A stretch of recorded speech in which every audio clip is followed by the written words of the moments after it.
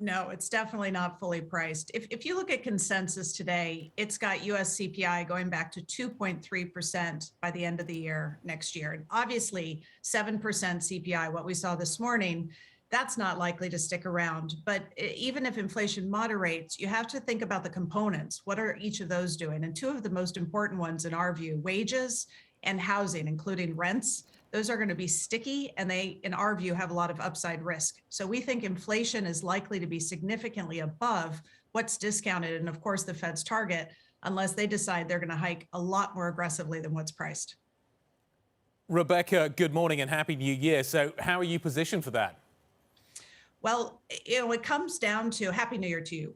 It comes down to how much is the Fed going to tighten. If they want to get 2% inflation, their target, over a reasonable time frame, they're going to have to tighten more than it's expected. If they don't want to do that because they're worried about undermining the recovery, then they will still tighten, but they're not going to tighten as much as needed. So you have two possible outcomes: higher than expected inflation or more than expected tightening. And the amount of each you get is going to depend on exactly what the Fed does. So we're positioning for both.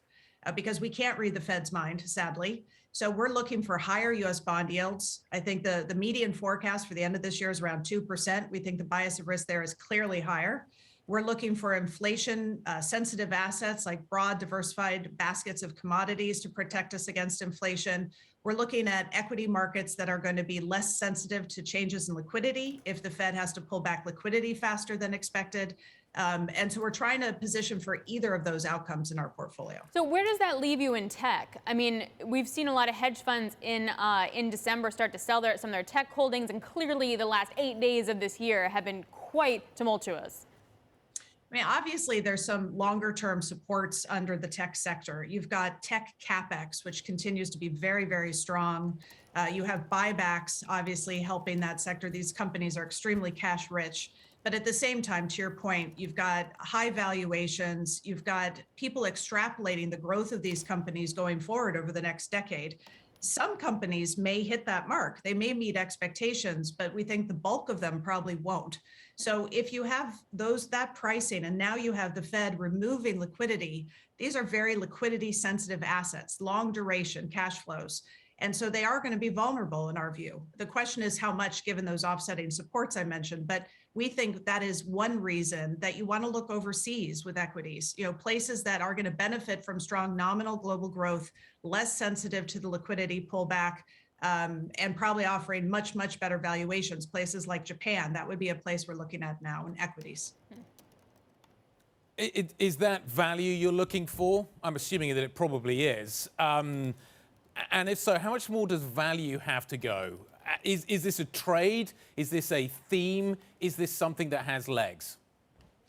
Well, the value play, if you will, and I would say is going to be dependent to a degree on what goes on with the global economy this year. We think the U.S. is going to have nominal growth that's still very much above consensus expectations. And even with our high inflation expectation, real growth is still going to be quite a bit above potential. So the U.S. economy is moderating, but still quite strong. I think a big question to think about how far value can go is China.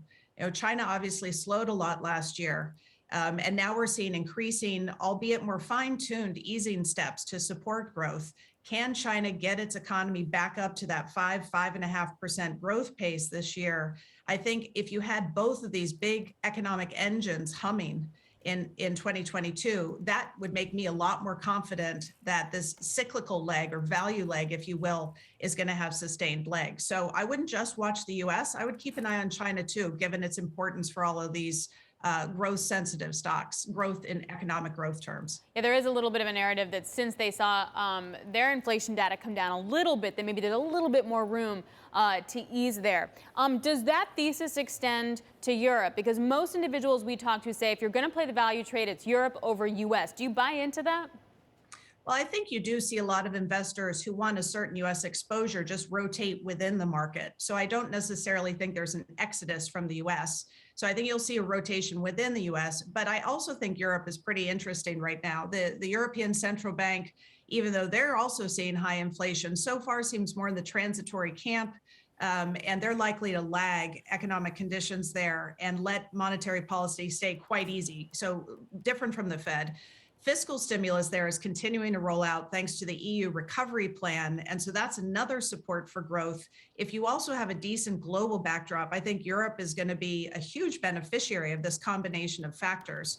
So I do think there's some upside on European stocks. In recent years, we've really just seen these large luxury brands, the multinationals benefiting. I think this year, the thing to look for is, could you see that stimulus backdrop plus a little bit of an improvement in China and a still strong America help some of those domestic sectors as well? Rebecca, pull this all together for me.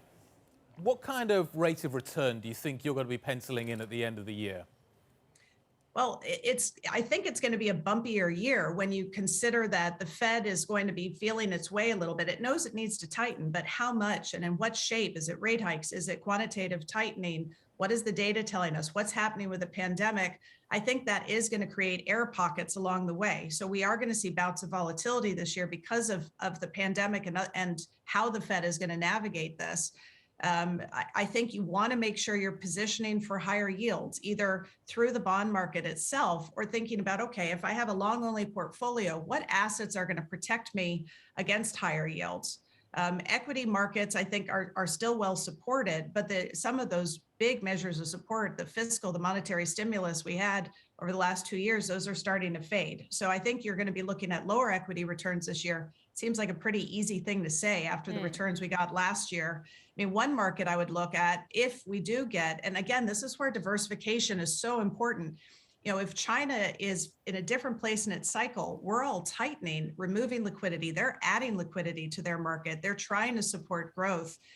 Yes, we've got the regulatory clampdown in China as they deepen their regulatory ecosystem, but you also have some really attractive valuations there and easing conditions. So being long Chinese bonds, looking for opportunities to be long Chinese equities. You know, there's a lot of differentiation in the global economy today. So even if returns overall for equities are lower, I think there's going to be some really interesting opportunities out there. You just have to dig around a bit.